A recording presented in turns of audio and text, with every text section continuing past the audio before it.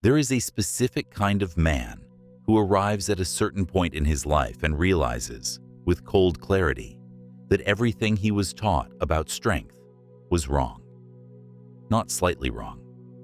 Fundamentally, architecturally wrong. He was taught that endurance means absorbing pain without complaint, that loyalty means giving without limit, that being a good man means making himself smaller so that others feel comfortable. And he followed those instructions, precisely, for years. And what did it produce?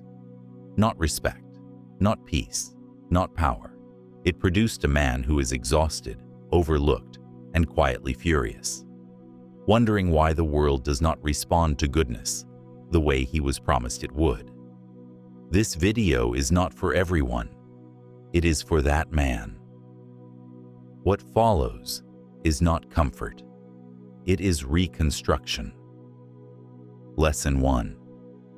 The wound is not your weakness. Your refusal to examine it is.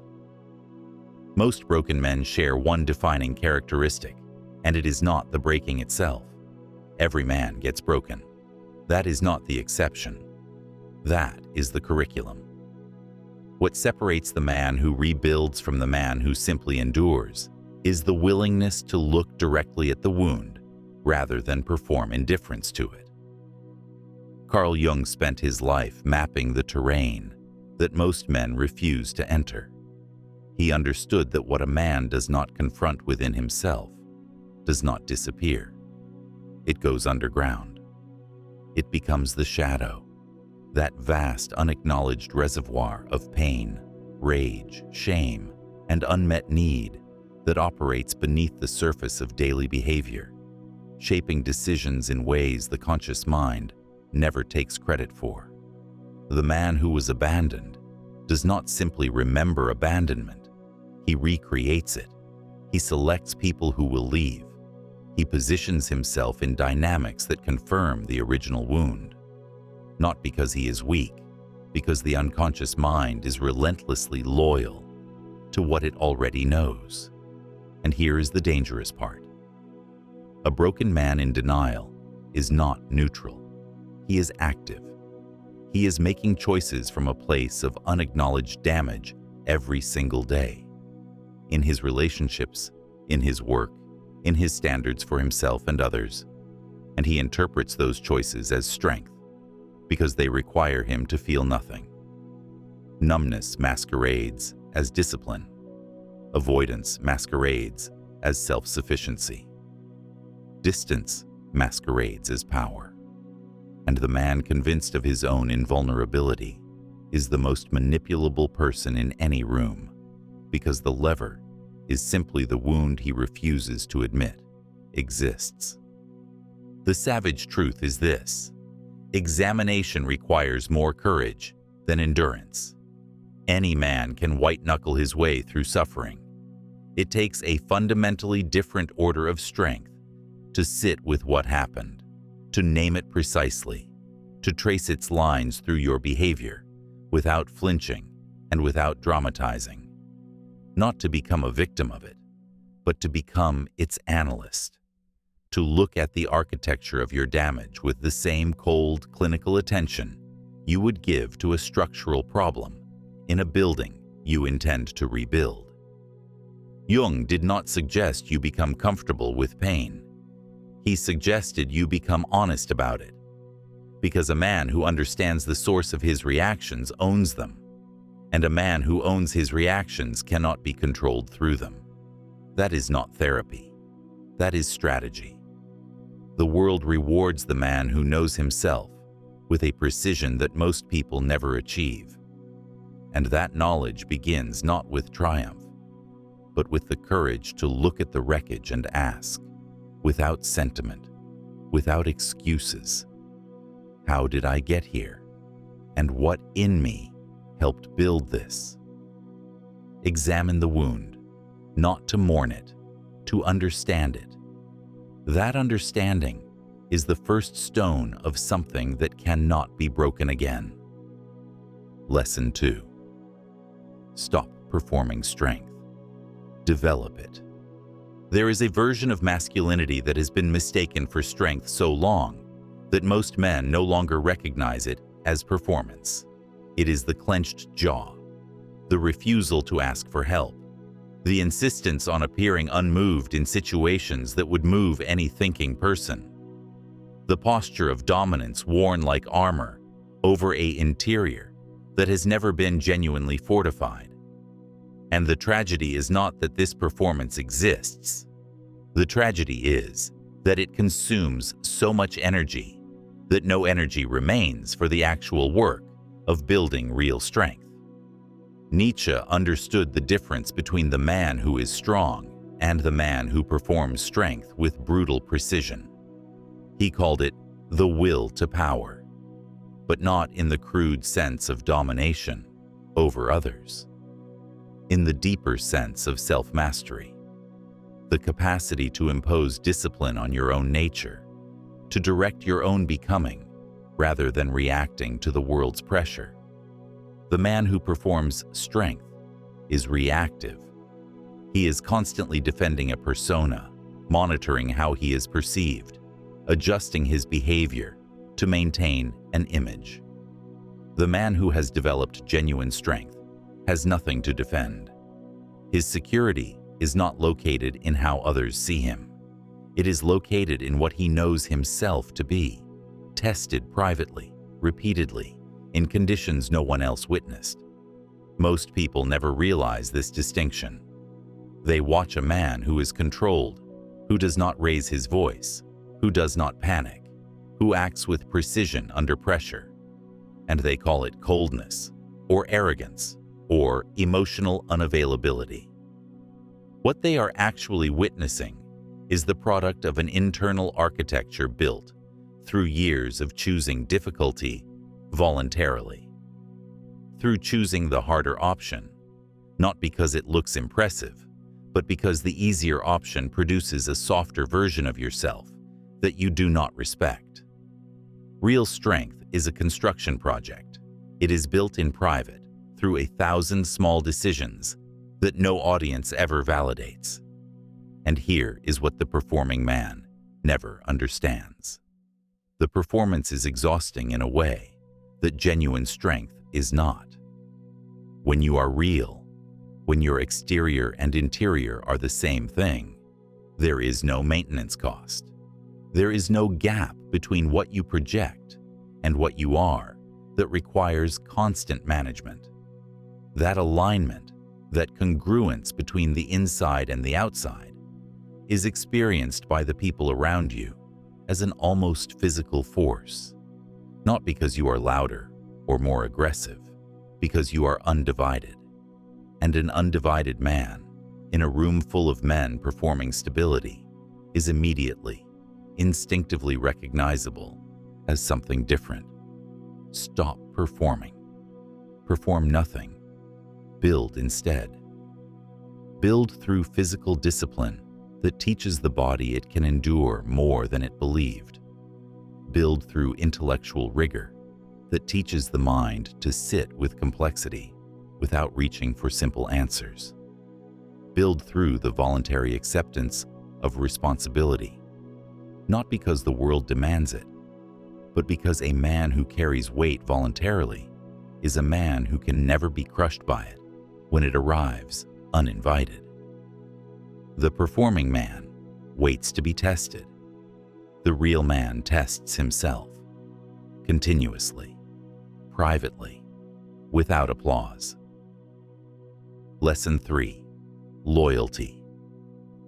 Without discernment is self-destruction with a noble name.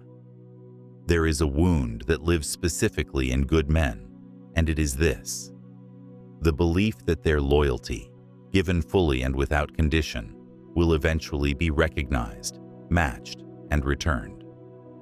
This belief is not weakness in its origin. It is the remnant of an uncorrupted moral intuition. But in the world as it actually operates, not as it should operate, but as it does, unexamined loyalty is not a virtue.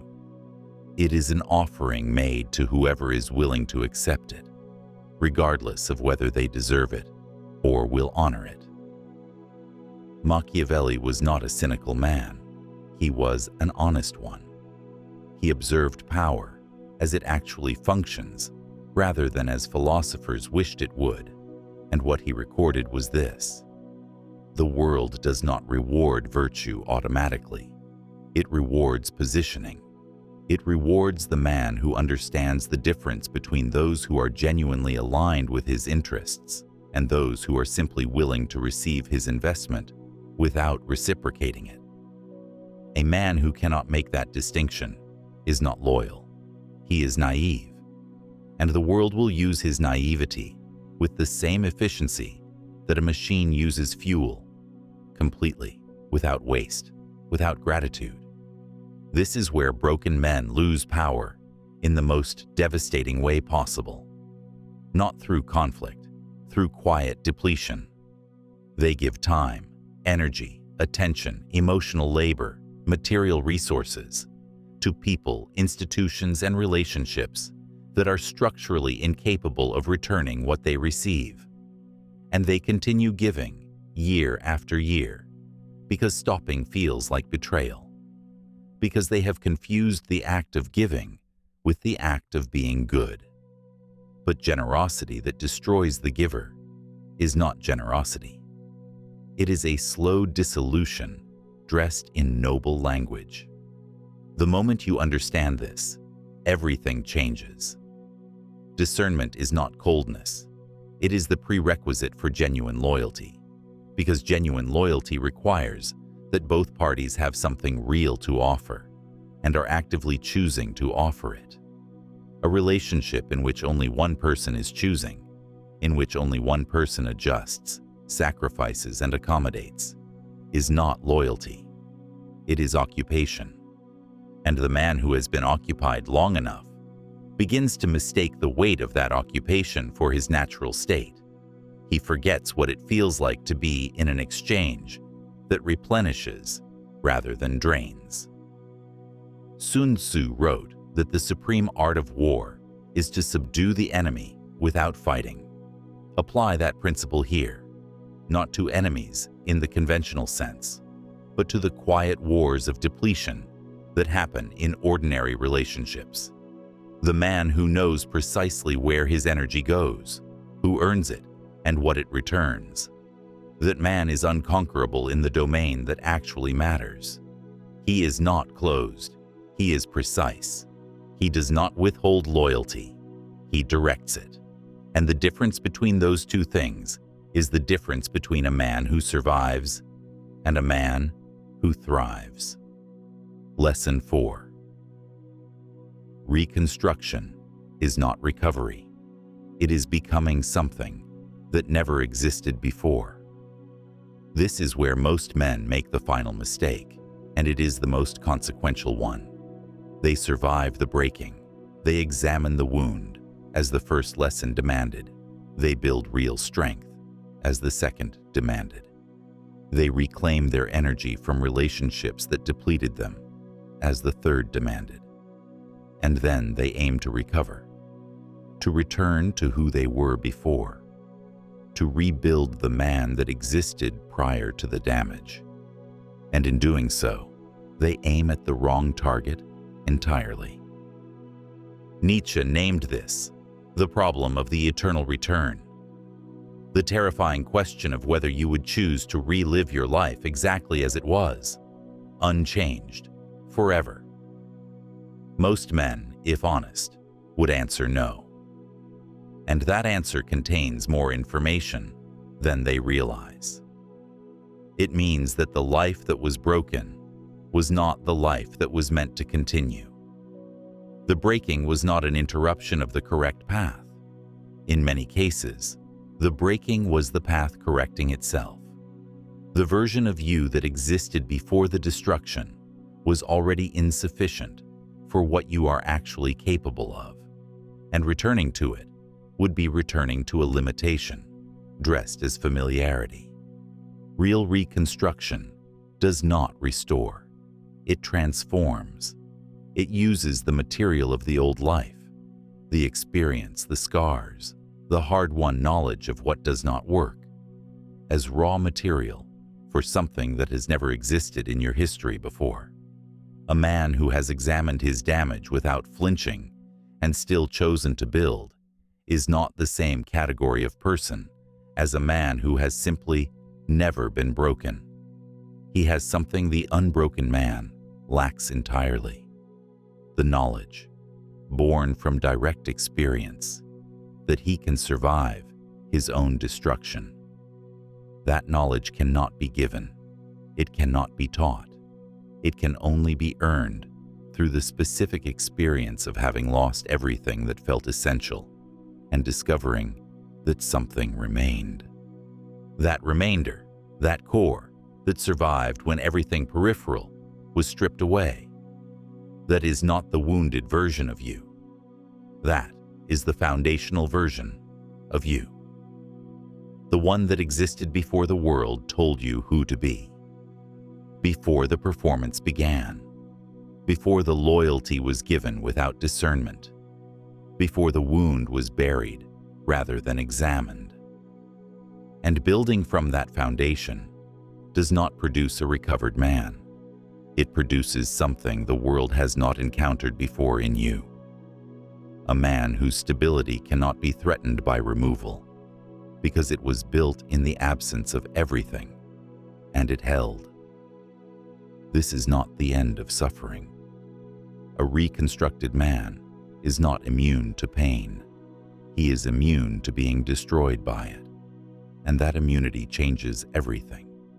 It changes how he moves through conflict without urgency, because he knows he will remain. It changes how he enters relationships without desperation, because he does not need them to complete him.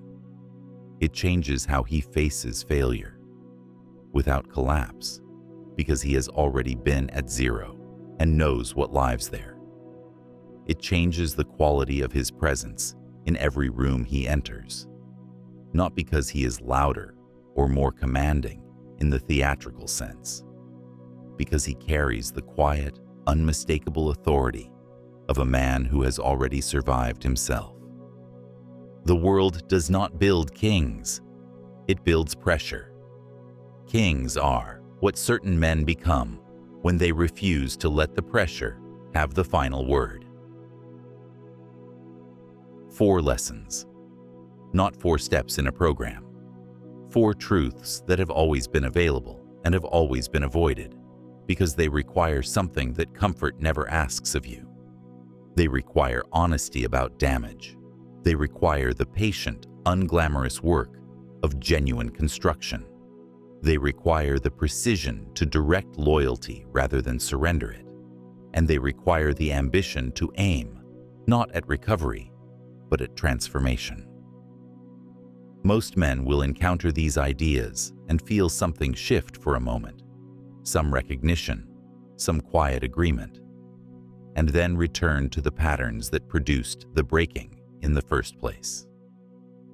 Because the familiar, even when it is painful, requires no courage, and these lessons require enormous courage, not the dramatic courage of a single moment, the sustained daily courage of a man who has decided that the version of himself that exists at the end of this process is worth every discomfort required to reach it. You were not broken because you were weak. You were broken because you were operating without the knowledge you now have. That changes the calculation entirely. The next move is yours.